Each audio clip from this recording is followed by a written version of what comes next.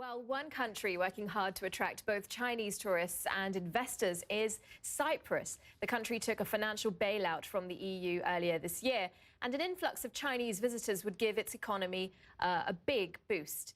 The country's Minister for Commerce, Industry and Tourism has just got back from a visit to China, and Lakkotrypis joins me now in the studio. Well, you've been doing a lot of traveling. You went off to China. You're now here in London for this World Travel Market. You know, this is a new turn for you. This is almost like a handbrake turn. Some of your most, the visitors that come to your country are from Russia. They're from right here, the UK. So this is all new, really. It is indeed all new. So while we're trying to secure and maintain our main markets, such as the UK, invest even more in our emerging markets, such as Russia or Ukraine, we're also trying to open up the even more emerging, if you like, and more promising markets such as China. With a growing middle class in the country, it becomes very attractive to try and establish either direct connections or prepare a package which appeals directly to the Chinese traveler. Okay, I know Pauline's in Hong Kong and is itching to ask you more about this, her being so close to China.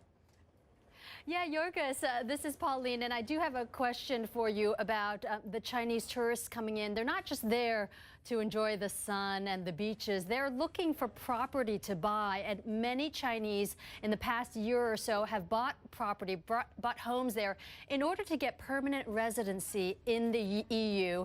This allows them to travel visa-free, also to get their children into good European schools. Are you concerned that this might be creating sort of this artificial housing sector in Cyprus, especially if a lot of these homes are left empty? Well, it is something that we might be concerned with over the next few years.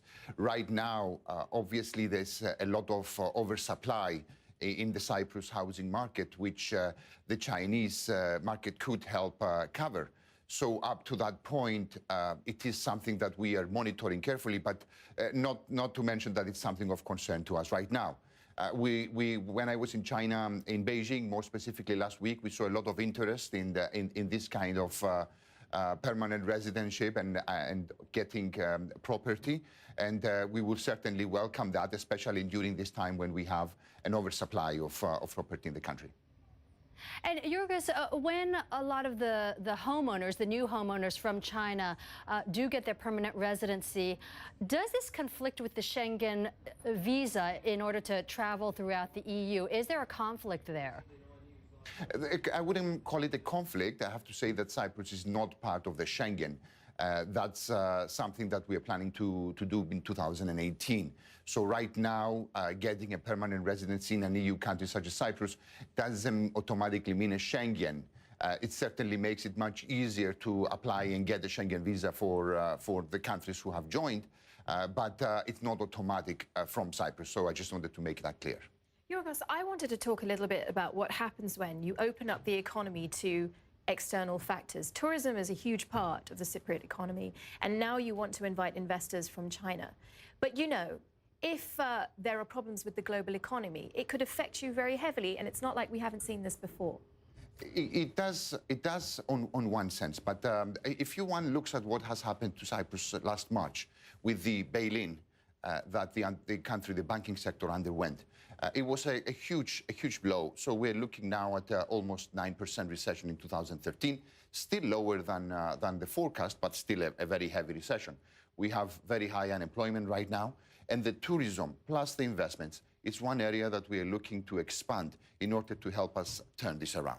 And we've managed, despite difficulties in 2013, and mainly because of how the Cypriot people behaved responsibly last March and April, we've managed to turn it around and have a reasonably good year in tourism arrivals, which is going to be approximately equal to last year. But what are you doing to boost your internal economy? Because, you know, you don't want another country catching a cold and you end up showing the symptoms of all of this. It's a matter of balance, right? So let's focus on the tourism industry by making sure that we attract tourists in a balanced way from multiple countries. Then we are sure that we diversify the way we operate. Same thing with investments. We cannot be over-dependent like we used to be on the banking sector. right? And these are the consequences. So we are looking at diversifying how we attract tourism, how we attract investments, which industries do we give focus, such as not only tourism, professional services, but energy as well, real estate.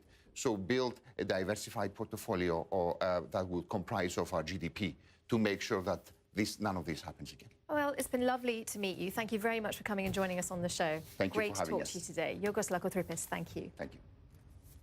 And we will continue our week-long look at the travel industry. On Thursday, we will